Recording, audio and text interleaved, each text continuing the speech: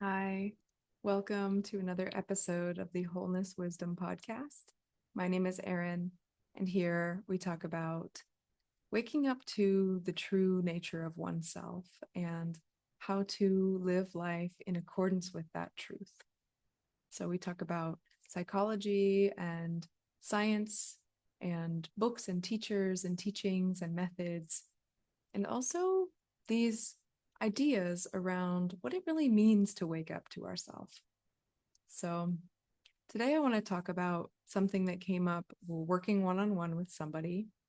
And they asked me at the end of a session, working with sensations in the body, I guess, and I don't know how to do this. They said, I guess I need to change my thinking because in those situations, my thinking is just so negative, so harsh. And I said, well, good news, you don't need to change your thinking. Because thinking is a secondary experience. We have an emotional or a sensation based experience, a tightening up, or a feeling of fear or surprise or confusion. And the mind is a secondary experience to that. And this person said, wait, aren't we taught that thinking is first and then the emotion follows? Like we can have a thought and then all of a sudden we feel a certain way. Well, it really can look that way because we've been really taught in our society, our family structures, that how we're feeling is secondary information. It's less important. So we're not told that it's secondary, but we're told that the value of it is second to what we think about it. So, because of that learning, we may have the feeling first, and we do, but we're taught to disregard that information, take the thinking information as more valuable, and then we might consider the feeling.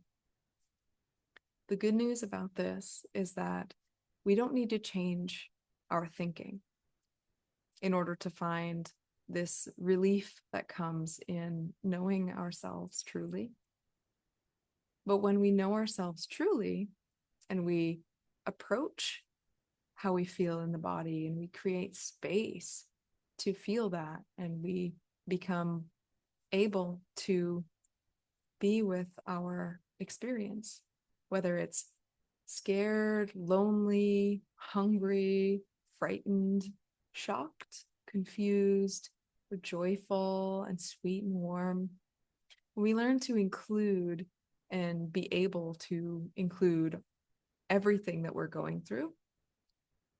We touch the center of our being and we live from that place more often. So there's space for all of us. We're not compartmentalizing parts of us and saying, this is good, this is bad, I value this higher than this. But when it's all on this neutral field, it's all held within our wholeness, thinking follows. And thoughts about value judgments and weighing out how I feel versus how they feel, and all of this quantifying that we tend to do, attributing value and devaluing, that falls away because it's not necessary. And when we're just living from a present space, a space of presence, thinking happens on an as needed basis. When before we thought we needed thinking to interpret our experience, we can go to a place where we know we don't always need it. Sometimes we can just be with our first hand experience and we don't need an interpretation overlaid onto it. I don't want to give the impression that we can't change our thinking patterns because that's what they are. They're patterns, and we can. There are whole schools of therapy that work with changing thought patterns, and it's valuable. It helps a lot of people. What I'm saying is that we can go more directly to creating space in the body and creating relaxation in the nervous system so that we don't have to go to the thinking level and work with changing what is essentially a coping response. We can work with accepting the sensation response and creating space so that that happens in a more gentle way. So the coping response doesn't happen anymore. It's a more direct way to change what is bothering us. And often it's not the thoughts that are bothering us the most, it's the inability to accept what we're experiencing in our bodies, which is very, very much a sensation experience.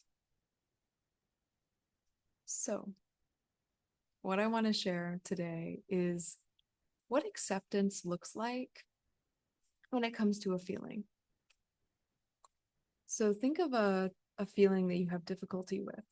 It might be, and pick something that you know what it is to experience that. Don't pick something that's too abstract and like, I don't really know how to feel this, so I'm going to pick this.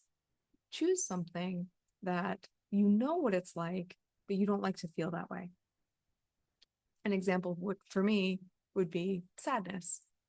Thinking about certain events in the world makes me feel sad. When I consider the faces of people that are suffering, I have an emotional experience at the same time. It evokes sadness. So it is possible to use a thought to evoke an emotion. And that's what we'll do here today as an example. But in daily life, we are having these emotions without anything, any thought that's evoking it. It's very much circumstantial. So a circumstance, sadness, bringing up sadness, and say that sadness is uncomfortable for me and I don't want to feel it. I don't like to feel it. And when it starts to come up, I just want to make that go away. So an example of acceptance of sadness in this nervous system working way would be to close the eyes and come to a place where we can notice awareness in and through the whole body. So this finger, even when I'm not thinking about it, there's awareness in and through the finger. So that if I were sitting here completely unaware of the finger and a spider bit my finger, immediately I would know of it. Immediately. And go, ow. So even when I'm not thinking about it, awareness is still present in and through the whole body. So taking a moment to just acknowledge this and not just think about it, but to feel it.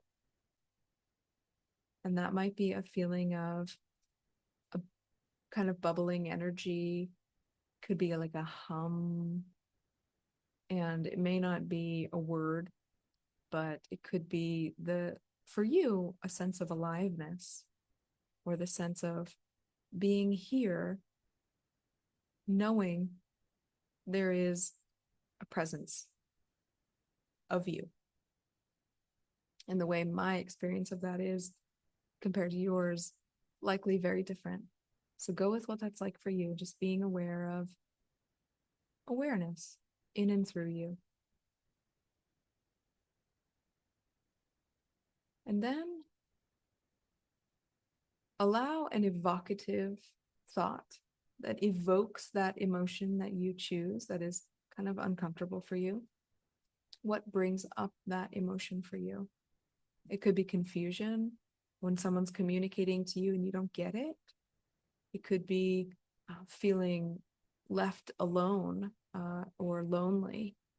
That could be a feeling. So just pick that feeling and evoke that in yourself. I'll let this sadness come up. And for me, the sadness is, it's a heaviness here.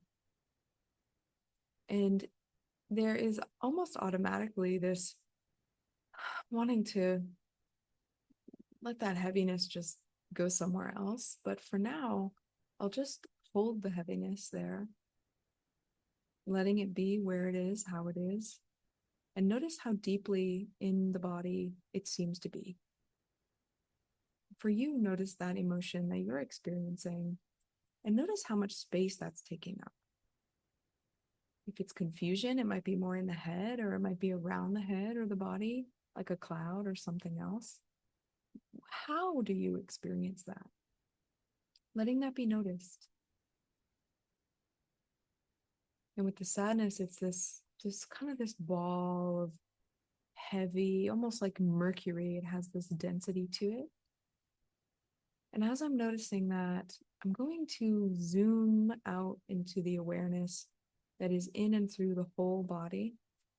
And it's also around the body. So when the eyes are closed, I can notice that there's awareness behind and in front, almost like that sense of when someone's looking at you and you don't know that they're looking at you, but you start to know that they are, and you kind of look and they're looking.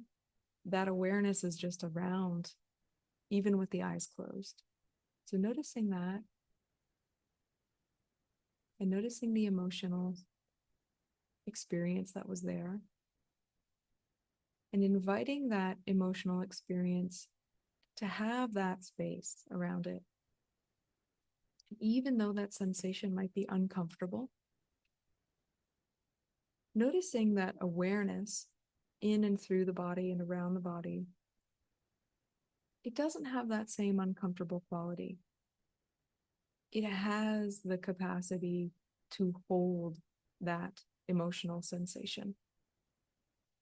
And when we look at that emotion as a sensation, not as ideas about it, like sadness is miserable and there's some anger in there and just like the emotional ideas about it.